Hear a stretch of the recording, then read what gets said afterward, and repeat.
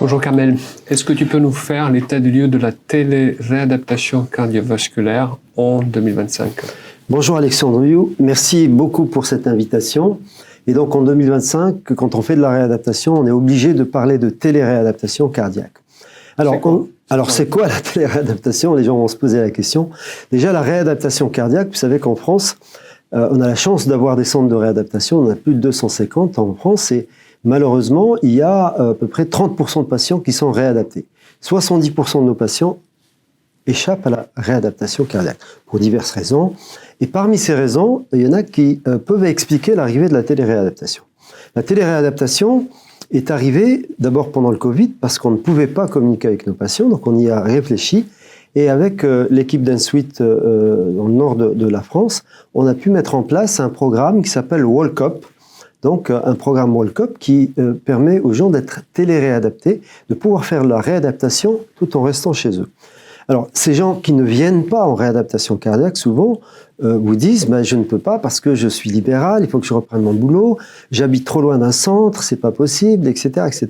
Et donc tous ces gens-là, lorsqu'ils répondent aux indications actuelles de la téléréadaptation, vont venir dans notre centre, faire un test d'effort, une évaluation comme pour une réadaptation normale, et ensuite ils vont rentrer chez eux, et c'est là qu'intervient donc le process WalkUp pour leur prêter un vélo chez eux, un vélo connecté avec un cardiofréquencemètre, et ils vont faire de l'activité physique tous les jours chez eux selon le protocole qui a été mis en place le jour du test d'effort. Et donc cette séance d'activité physique, elle est connectée au smartphone qui envoie les données sur l'écran du kinésithérapeute ou de l'APA dans le centre de réadaptation de référence.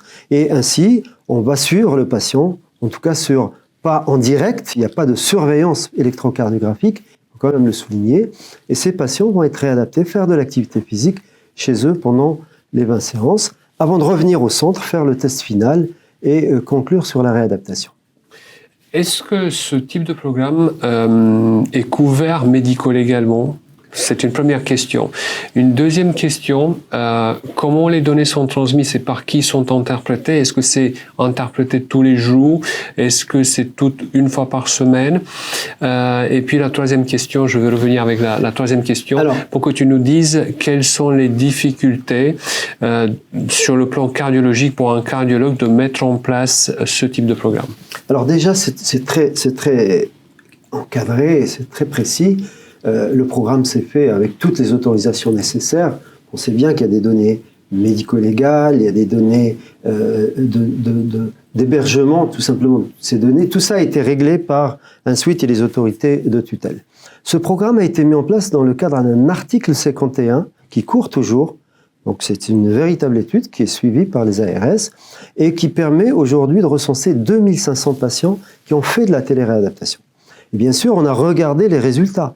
Est-ce qu'il y a des problématiques chez ces patients? Est-ce qu'il y a, comme tu le soulevais, un problème médico-légal? La question ne se pose plus puisque très clairement on dit aux patients qu'en cas de problème, en cas de douleur, en cas d'urgence, vous faites comme vous auriez fait n'importe quel autre jour.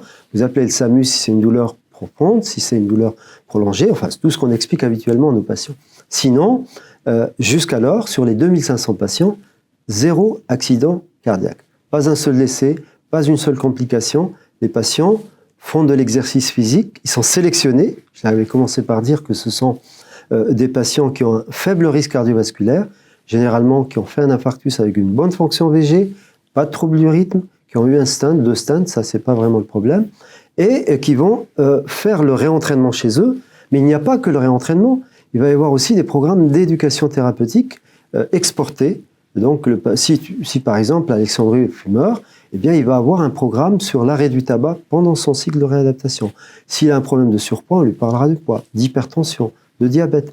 Et donc, il y a une vraie prise en charge. Et ce qui est intéressant dans cette téléréadaptation, c'est qu'on voit à la fin que finalement, le gain en capacité physique est identique. On gagne 20% de capacité physique comme on l'aurait fait dans un centre. On arrête de fumer, on perd du poids, etc., de manière presque identique. L'étude est en cours. Et il y a aussi une étude médico-économique qui a été montée donc à partir de certaines données SNDS et qui nous montre, en tout cas, elle va être prochainement publiée. Je peux déjà dire que la téléréadaptation est très coût-bénéfique. Elle coûte 600-700 euros, moins de 700 euros par cycle, là où un cycle de réadaptation indoor, comme en réadaptation par exemple chez moi, autour de 5-6 000 euros. Donc c'est 10 fois moins cher quasiment, avec des bénéfices aussi intéressants. Et donc ça laisse présager que les 70% de patients qu'on perd, qui ne viennent pas en réadaptation, vont pouvoir aller le jour où la téléréadaptation sera dans le domaine public pour pouvoir justement faire bénéficier ces patients. Et enfin, je termine par ça, il faut noter que la réadaptation, c'est pas une lubie de quelques cardiologues pour dire on va faire de l'activité physique. Il est clairement démontré que dans le post-infarctus, par exemple, sur les cardiopathies ischémiques, on a 25% de réduction de morbimortalité à 1 an, et à 3 ans, il y a 36% de réduction de la morbimortalité.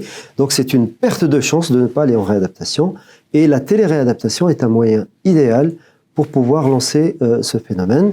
Et enfin, et ce sera mon dernier mot, la téléréadaptation en Afrique est un sujet qui nous intéresse aussi. On est en train de travailler sur une application qui va être beaucoup plus simple d'utilisation. Il n'y aura pas de test d'effort, juste de la marche, avec l'intelligence artificielle qui permettra de donner de l'éducation thérapeutique dans la langue du pays.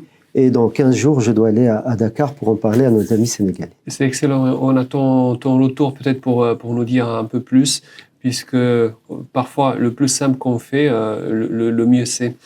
Dernière question, quelles sont les difficultés pour un centre de cardiologie, pour mettre ça en place? Quelles sont les plus importantes difficultés? Alors, actuellement, comme je le disais, c'est un article 51, donc on est 20 centres en France à avoir utilisé la téléréadaptation. Quelques centres se sont greffés après la clôture de l'intégration des centres, et donc il faut attendre justement la réponse des autorités de tutelle dans les prochaines semaines, prochains mois, et lorsque ça sera dans le domaine public, on pourra tout simplement intégrer nos patients dans un programme soit d'hospitalisation, soit d'ambulatoire, et s'il habite loin du centre ou s'il est dans ces professions qui ne peuvent pas s'absenter trop longtemps, le mettre en téléréadaptation. Donc c'est une solution d'avenir très envisageable. Parfait, je te remercie. Merci à toi.